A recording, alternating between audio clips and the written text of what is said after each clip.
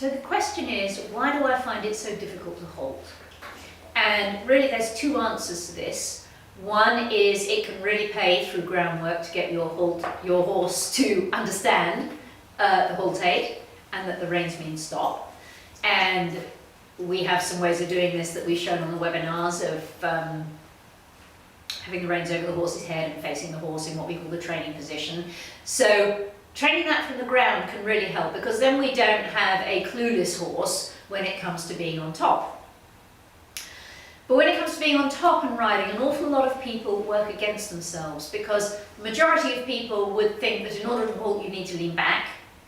And if you lean back, what you're going to do as you lean back and you go whoa, is you are becoming potentially the water skier to a speedy horse's motorboat. So if you imagine if I was on a little rug on my feet, stood on a little rug here, and somebody pulls the rug out from under my feet and the rug's on a polished floor, they pull out the rug, I lean backwards, the rug goes out from under my feet, the more I lean back, the more the rug goes out from under my feet. So my leaning back makes the rug go more. The same thing happens skiing. If you're there thinking, I don't want to go down the mountain, and you lean back, your skis go out from under you more.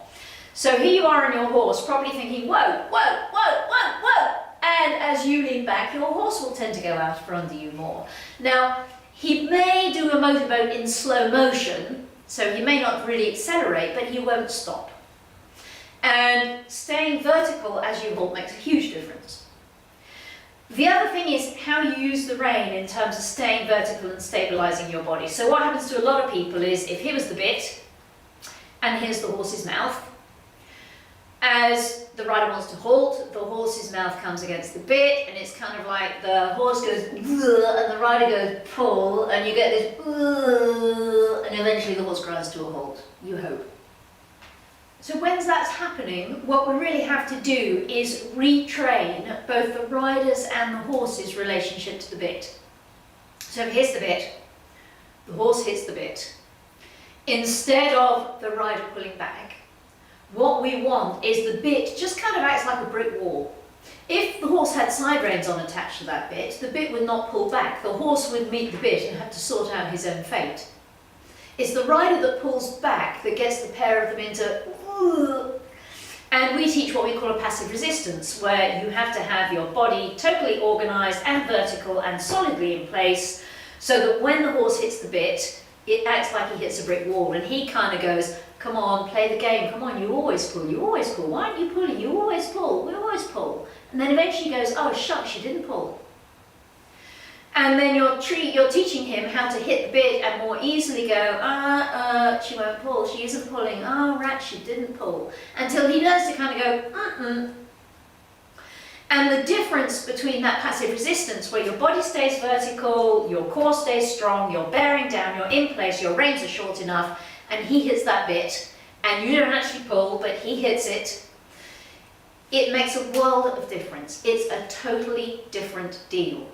But it can take an awful lot of learning when your pattern is maybe pushing your feet, lean back, grow tall, hollow your back, round your back, whatever it is, which puts the both of you on the kind of way of relating to the bit, as well as invoking water ski motorboat.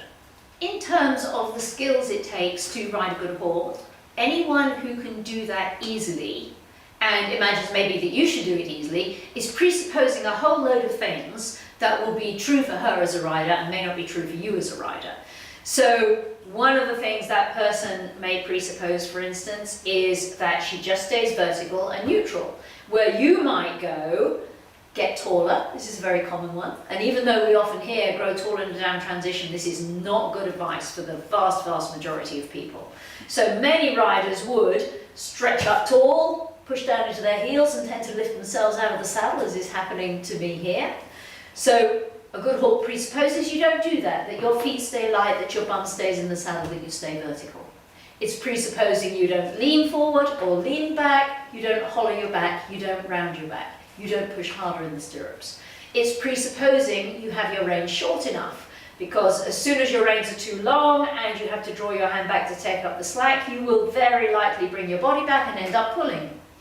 It is presupposing that you can be quiet, be organised, be in place, before you do it. And in many ways, in terms of learning, it's kind of like once you take away all the wrong reactions, then the right things start to appear. So we try and take away the grow tall, take away the suck your stomach in, take away the push in the stirrup, take away the take your thighs off. And once people start instead to keep their foot light, to keep vertical, to keep resisting a push, to keep their thigh on the saddle, to keep bearing down, the right things start to emerge.